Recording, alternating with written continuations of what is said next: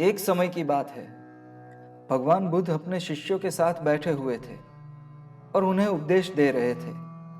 तब उन्होंने अपने शिष्यों से कहा, क्रोध इंसान का सबसे बड़ा दुश्मन है। क्रोध करने वाला व्यक्ति स्वयं को हानि पहुंचाता ही है, परंतु वो दूसरों को भी हानि पहुंचाता है। वो हर समय प्रतिशोध की आग में जलता रहता है और अपने जीवन को बर्बाद करता है। उनके उपदेश समाप्त हो जाने के बाद उनके शिष्यों में से एक शिष्य खड़ा होता है और भगवान बुद्ध से बोलता है, तू ढोंगी है। तेरी बातें मनुष्यों के रहन सहन से विपरीत है। तू जो भी कहता है उसे अपने जीवन में अनुसरण नहीं करता और दूसरों को यह सब करने को कहता है। जब उसका वो शिष्य भगवान बुद्ध को उल्टी सीधी बातें कह रहा था, तब गौतम बुद्ध ने कोई प्रतिक्रिया नहीं दी। वे शांत बैठे थे, परंतु यह देखकर वो व्यक्ति और भी ज्यादा गुस्सा हो गया और गुस्से में आकर उसने गौतम बुद्ध के मुंह पर थूक दिया। इसके बाद भी महात्मा बुद्ध को गुस्सा नहीं आया और वे शांत थे। उन्होंने अपने चेहरे से थूक को पोंछा और वे चुपचाप बैठ गए। ये सब देखकर उस शिष्य को समझ नहीं आया कि वो क्या करे। गुस्से में आकर वो उस जगह को छोड़कर चला गया और अगले दिन अपने घर पहुंचा। जैसे ही वो अपने घर पहुंचा, तब तक उसका दिमाग शांत हो चुका था।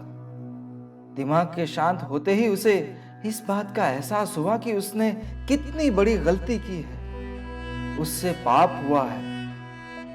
वो खुद को मन ही मन में कहने लगा, ये मैंने क्या कर दिया? मैंने महात्मा बुद्ध का अपमान किया है। ऐसा पाप मैं कैसे कर सकता हूं? मैंने बहुत बड़ी गलती कर दी। मुझे जाकर उनसे माफी मांगनी होगी। यह कहकर वो तुरंत ही गौतम बुद्ध के पास चला गया, लेकिन गौतम बुद्ध उस स्थान पर नहीं थे। ऐसे में वो शिष्य जगह जगह भटक कर उन्हें खोजने लगा। जैसे ही उसे महात्मा बुद्ध मिले, तो वो उनके पैरों में गिर गया और उनसे कहने लगा, मुझे माफ कर दीजिए। मुझसे गलती हुई है। मुझे क्षमा करें। मैंने आपका अपमान किया है। मैंने ये बहुत बड़ा पाप किया है। परंतु ये सब देखकर गौतम बुद्ध ने उससे कहा, शांत हो जाओ। मुझे बताओ क्या बात है? तुम कौन हो?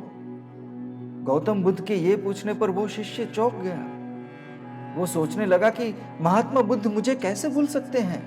मैंने तो उनका अपमान किया था। ये सोचकर उसने महात्मा बुद्ध से कहा, मैं वही शिष्य हूं जिसने कल आपका अपमान किया था और आप इतनी जल्दी मुझे भूल गए। महात्मा बुद्ध ने उस शिष्य से कहा, हमें कल की बातों को कल में ही छोड़ देना चाहिए।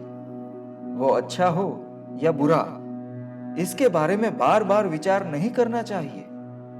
मैं बीती हुई बातों को पीछे छोड़कर आगे चलता हूं और ऐसा ही हम सबको भी करना चाहिए।